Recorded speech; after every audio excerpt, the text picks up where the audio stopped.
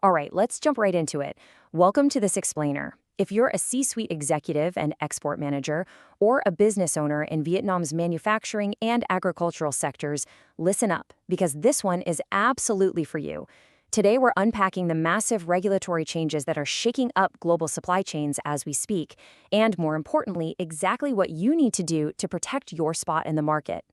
So, I want you to answer this honestly. Are you truly ready for the 2026 global supply chain rules? Because if you're exporting to places like the EU, the US, Japan, or Singapore, the rules of the game haven't just shifted, they have fundamentally changed. International buyers are already clamping down with strict new compliance rules for their suppliers. And trust me, they are not waiting around for anyone to catch up. Let's move to Section 1, the 2026 export deadline. The clock is ticking, and it's ticking loudly. Come January 1st, 2026, the Carbon Border Adjustment Mechanism, or CBAM, enters its definitive phase.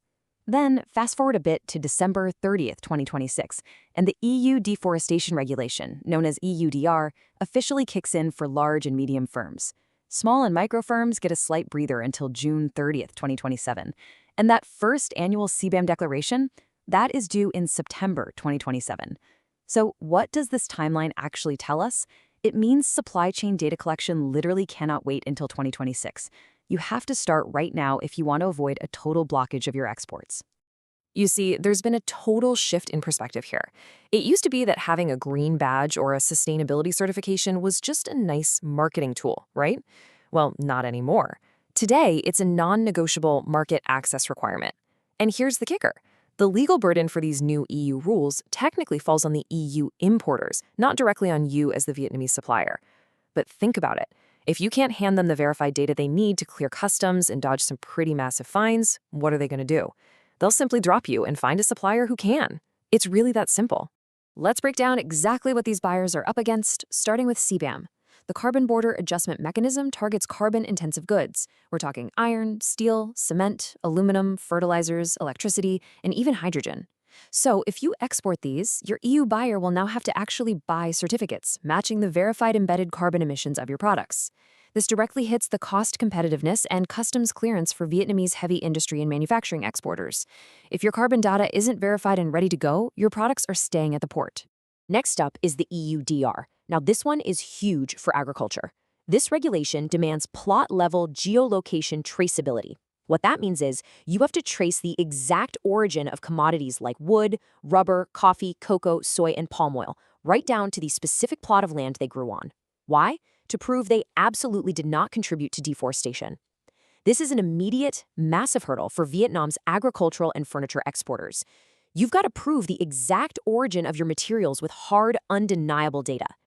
Which brings us to Section 2, ESG, which is way beyond just charity now. Remember CSR, or corporate social responsibility? That was the old way. It was voluntary, mostly qualitative, philanthropic. Honestly, it was kind of the corporate equivalent of slapping a green Band-Aid on things for good PR. You know, make a donation, plant a few trees for a photo op, and call it a day. But today, the standard is ESG. Environmental, social, and governance. And ESG is a whole different beast. It's mandatory, it's heavily quantitative, strictly data-driven, and buyers and investors use it to assess actual, real-world risk. It's a rigid, highly measurable framework that you absolutely need for market access and green credit. So, what does ESG actually measure? It's definitely not just a corporate buzzword anymore. Under the environment pillar, buyers want the hard numbers on your greenhouse gas emissions, your energy and water usage, and your waste management. For social, they're digging into labor conditions, occupational health and safety, and how responsibly you manage your own supply chain. And under governance, that's all about financial transparency, anti-corruption, business ethics, and risk management. Your buyers need hard, verifiable metrics across all three of these pillars. Just having a nice policy printed on paper, yeah, that's just not going to cut it anymore. Let's jump into Section 3, Essential ISO Management Systems. These core ISO standards are essentially the operational language that international buyers speak, and they map directly to specific risks. ISO 9001, that's your baseline for quality management across the board. ISO 14001 handles environmental management, which is absolutely crucial for manufacturing. ISO 45001 is all about occupational health and safety. Now, if you're in the food or ag sector, ISO 22000 is your go-to for food safety. ISO 27001 locks down information security, and ISO 50001 targets energy management for heavy industrial setups. Make no mistake, these aren't just fancy certificates to frame and hang on the wall. They are the baseline proof that you actually have your operations under control. Now, managing all these standards separately, that sounds exhausting and super expensive, right? Well, that is exactly where integrated management systems, or IMS, become a total game changer.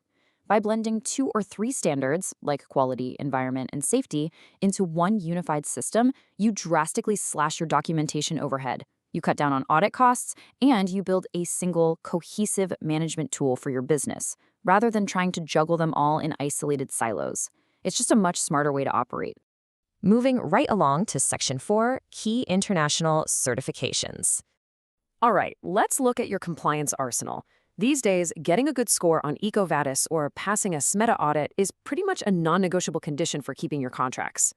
EcoVadis is this massive third-party ESG platform that buyers globally use to score their suppliers. SMETA is the go-to ethical trade audit for labor and safety. Then you've got material traceability stuff, like ISCC EU and Plus for sustainable biomass, and GRS, which verifies recycled content claims if you're in textiles or furniture. Plus, depending on your niche, sector-specific certs like Fair Trade, GMP, Halal, or Kosher are your literal tickets to market access. So, how do we get there?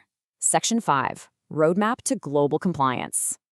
You don't have to panic. You just need a structured plan. Here is a super practical 6-step ESG implementation roadmap to break this giant mountain into manageable steps. First up, awareness training. You've got to get leadership on the same page about what ESG actually is. Step 2, a gap assessment to see exactly where you stand against standards like EcoVadis or SMETA. Third is KPI design, and this is crucial. You need to build metrics that actually fit your specific SME reality, not just copy-paste some multinational corporation's template. Fourth, building your greenhouse gas inventory to track carbon emissions. Step 5 is compiling all that data into a proper international standard ESG report. And finally, Step 6 is the certification audit, getting all your documentation bulletproof for the third-party assessors. 3 to 6. What does that actually mean? Well, that is the number of months it typically takes a business to properly build a foundational ESG framework from scratch and generate that first report. 3 to 6 months. So think about it. If you wait until audit season hits, or worse, if you wait until January 1st, 2026, you are already way too late.